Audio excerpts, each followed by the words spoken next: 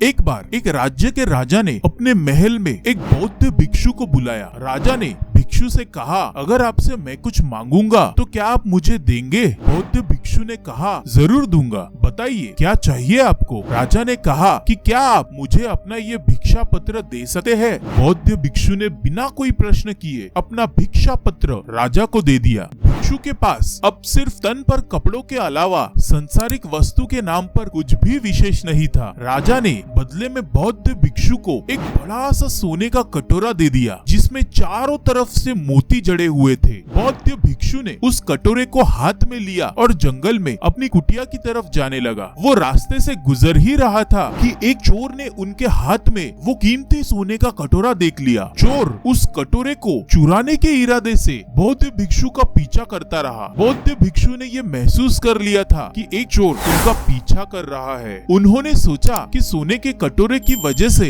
वो चोर उनकी मन की शांति को खराब कर सकता है और उस चोर को उस कटोरे को चुराने के लिए बहुत मेहनत करनी पड़ेगी। इसीलिए उन्होंने सोचा कि वो कटोरा उस चोर को ही दे देना उचित होगा। जब वो भिक्षु अपनी कुटिया के दरवाजे पर पहुँचे तो उन्होंने उस सोने के कटोरे को बाहर ही फेंक दिया और अपनी कुटिया के अंदर चले गए। चोर एक पेड़ के पीछे से छिपकर ये सब कुछ देख रहा था। चोर ने जब देखा कि भिक्षु ने सोने के कटोरे को बाहर ही फेंक दिया है तो उसने सोचा कि उस भिक्षु ने उनकी कुटिया में बहुत ज्यादा कीमती सामान छुपा कर रखा होगा। इसीलिए वो चोर दबे पांव कुटिया के अंदर चला गया। कुटिया के अंदर वो बौद्ध भिक्षु अपने ध्यान में पूरी तरह लीन थे। वो चोर चारों तरफ नजरें घुमाकर देखने लगता है लेकिन कुटिया तो पूरी तरह से खाली थी। चोर को कुटिया में कोई भी कीमती चीज नजर नहीं आ रही थी। ये सोचकर वो चोर और भी ज्यादा आश्चर्य में पड़ गया। चोर मन ही मन सोचने लगता है कि जब इस भिक्षु के पास कुछ भी नहीं है तो उन्होंने उस सोने के कटोरे को कुटिया के बाहर क्यों फेंक दिया? वो चोर बौद्ध भिक्षु के पास जाकर बैठ जाता है। उनकी आंखें खुलने का इंतजार करने लगता है। थोड़ी देर बाद जब बौद्ध भिक्षु अपनी आंखें खोलते हैं तो वो उस चोर को अपने सामने बैठा देखकर मुस्कुराते हैं और कहते हैं कि तुम आ गए। चोर ने कहा, महाराज क्या आपको पता था? मैंने आपका बहुत दूर से पीछा किया है। मैं बस आपसे ये जानना चाहता हूँ कि आपने सोने के कटोरे को कुटिया के बाहर ही क्यों फेंक दिया? आखिर आपके पास ऐसा कौन सा धन है जो उस सोने के कटोरे से भी ज्यादा कीमती है? ये सुनकर वो बौद्ध भिक्षु मुस्कुराए और बोले, मेरे पास ऐसा खजाना है जिसे तुम देख नहीं सकते। मेरे पास ध्यान का खजाना है जिसके सामने